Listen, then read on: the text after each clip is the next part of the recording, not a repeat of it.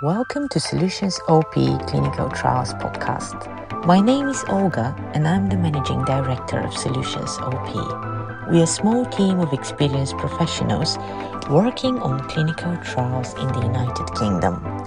I'll use our podcast to discuss hot topics in clinical trials and provide analysis of the latest trends and challenges in pharma and medical device industries, not just in the UK but globally. Thank you for listening. Today we will discuss why there are less clinical trials in the United Kingdom. But before we start, let's say a few words about where this came from. Initially, there was a report back in October 2022 from the Association for the British Pharmaceutical Industry, which reported that there's a big decline in the clinical trials since 2017. And the steepest fall was in 2021, where from 234 clinical trials in 2017, they were reduced to 139 in 2021. It's really interesting because my team works also on commercial clinical trials, and we've been working on about 7% of the trials at that point. Commercial trials are the trials which are funded by pharma and medical device industries. So they're very important clinical trials for us. And also, that report states that there is a 44% fall in the recruitment in the commercial clinical trials. The other topic that we're going to discuss is, why is this a bad thing? Historically, clinical trials have provided access to new medicines and medical devices. And especially this is very important for patients with rare diseases, because for them, often the only option for treatment is a clinical trial where they're testing new drugs that could be potentially helpful for their condition. But also clinical trials, especially commercial ones, they provide access to some breakthrough therapies which are otherwise not available for the patients because they're still in testing phase. And there've been some really good drugs over the years that helped a lot patients. So it was fantastic for patients to have this, if you want to say, early access to clinical trials and to these medications via clinical trials. And another important part of patients participating in clinical trials is that it could improve their quality of life. And we've seen it with some drugs where people are really happy with their response and their treatment. So commercial clinical trials are really, really important to us. And the question why there are less clinical trials came from the government, which is now worried why there is such a decline in clinical trials, especially the commercial ones. I think it's a very, very good question actually to ask. And there are lots of factors which affect the amount of clinical trials. And probably the first factor that comes to everyone's mind is Brexit. So, yes, probably Brexit had an impact on the clinical trials, and inevitably, I remember from the beginning when there was a switch from the European regulations to the UK only regulations during the transition period. There were lots of clients who were very anxious, and they were saying, "Oh, how is that going to work now? What are we going to do?" But I think more or less now it's all settled and people are quite happy with the way the clinical trials are set up in the UK. And there is a lot of clarity in how things work. So, yes, probably Brexit had an impact with concerns about drug import and so on. But at this moment, I don't think this is the major the major issue which is causing to have less clinical trials in the UK.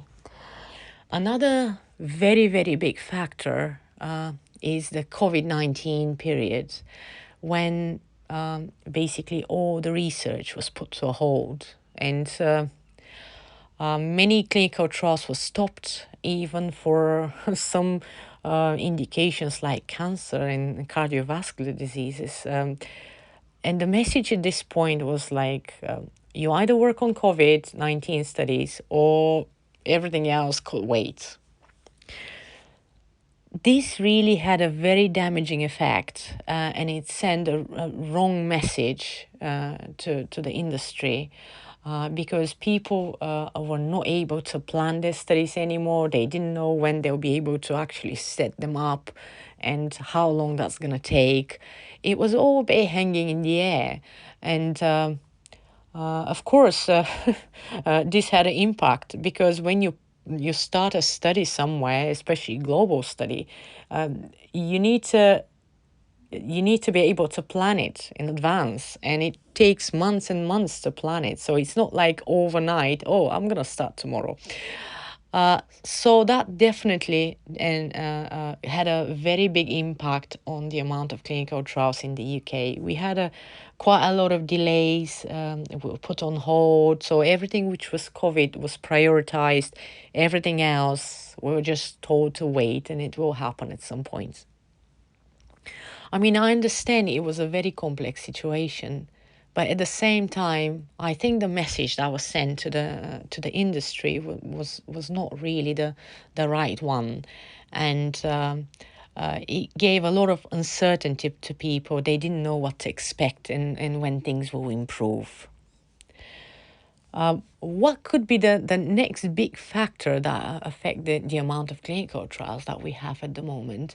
And I mean, it's the elephant in the room. It's funding, of course.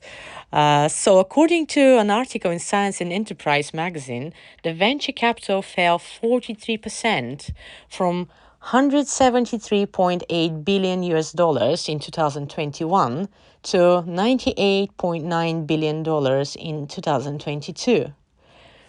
Now, you can imagine this definitely has an impact. For big pharma companies, probably not such a drastic impact. But for all the small, mid-sized pharma and medical device companies or startups, it is a really big issue for them, because they don't have access to funding the way they used to in the past. Like in the past, they were able to get funding even if they have a good idea and some positive initial feedback and results. While now the whole funding aspect is changed. So in order to have funding from a venture capital fund, you need to make sure you have results to show that whatever you have, drug or device, works and it's worth investing in it. And also they expect to have like some preliminary data which is already generated for this device or drug, and this is very difficult, because these companies, the small companies and the startups, they have very limited funds. Another thing is that venture capital investors, they expect to see a lot more innovation, a lot more breakthrough products which have never been seen on the market, something that is really catchy for them so that they can invest in it. And that's very difficult. The reality is it's so difficult to come up with something that will work, and it's brand new and no one else have ever thought of it. There've been a lot of development, and there are lots of people working in research, so it's not easy to come up with something brand new that no one's done before, and that people will just be like, wow, let's do this. So the funding is definitely a very, very big issue. Another big factor that had an impact on the amount of clinical trials is the cost of conducting clinical trials in the UK. the costs have been going up and up over the years. And at the moment, from feedback I have from some of my clients, the costs in the UK are similar to the costs in the United States, which is quite strange considering that in the UK, hospitals are working not-for-profit, NHS hospitals. So their costs being the same as the USA hospitals, which work for profit, I think it's quite weird. But this is the fact, and this is what I've heard as a feedback from clients, especially clients based in the United States. So the costs are inevitably another big factor, and considering that you can run study probably a little bit cheaper in European countries, you might be tempted to go to a European country than to UK with these costs. But again, I'm not saying it's getting any cheaper in Europe. I think it's generally the tendency is that costs are going up everywhere, but it's just it's difficult then to at the end when you have the final product and you have new drugs coming on the market and you wonder, why are they so expensive? Well, of course they're expensive. The whole development, it takes a lot of time and a lot of money. So you can imagine the final product will cost a lot of money for us, people who have to use the medications at some point. So yeah, that's a challenging thing. And also everything in the industry, which is branded as clinical trials, it tends to be quite expensive. So that's a known issue that's been ongoing for many years. Okay, so another factor at the moment that is causing concerns and some anxiety in people is the regulatory delays. Until autumn 2022, MHRA, which is a regulatory authority in the UK approving clinical trials, they were running on time and they were absolutely brilliant. But they've been experiencing resource issues and they've been fighting with a backlog.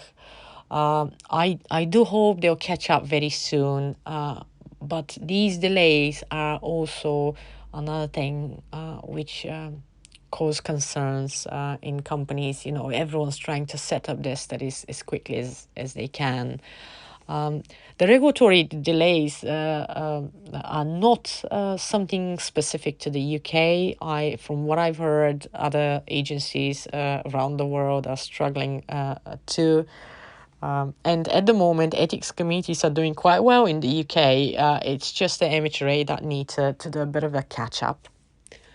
And another big factor that impacts the amount of clinical trials we have is the site setup delays. So that's another very big topic. But basically, if you need to set up a clinical trial in the UK, you need to obtain approval from all departments which are involved in the clinical trial. So if you have pharmacy, radiology, local lab, and so on, you need to get approval from all these people before you can start setting up the study. And they have to confirm capacity that they are able to work on the study. And at the moment, this could take months. It depends on the site. Some sites are a bit quicker, others are quite slow. It depends on the resource issues at the hospital. But these delays have been another concern because when you're talking about competitive recruitment, you want to be able to start as soon as you can. As soon as you have the approval from the regulatory authorities, you want to be able to finish contract and kick the recruitment and everything and start recruiting patients. And so far, these delays have been a really big challenge for everyone trying to set up clinical trials in the UK. And probably the very last one I want to mention is NICE is also impacting clinical research. And I'll give an example with the indication for muscular dystrophy. So patients who have muscular dystrophy, they have some background therapy, which is quite expensive one. And recently, NICE, who is the regulator, our price regulator here in the UK, and responsible for approving which medications could be considered standard of care and could be covered by the healthcare system and which not. Recently NICE made this decision that they will not fund the background therapies for patients with muscular dystrophy who participate in clinical trials. And now I can understand in a way why they made this decision, because these are very expensive drugs, which they, have to use taxpayers' money basically to cover them, and patients participate in the clinical trial. But at the same time, because it's a rare indication, this put on hold majority of the clinical trials in this area.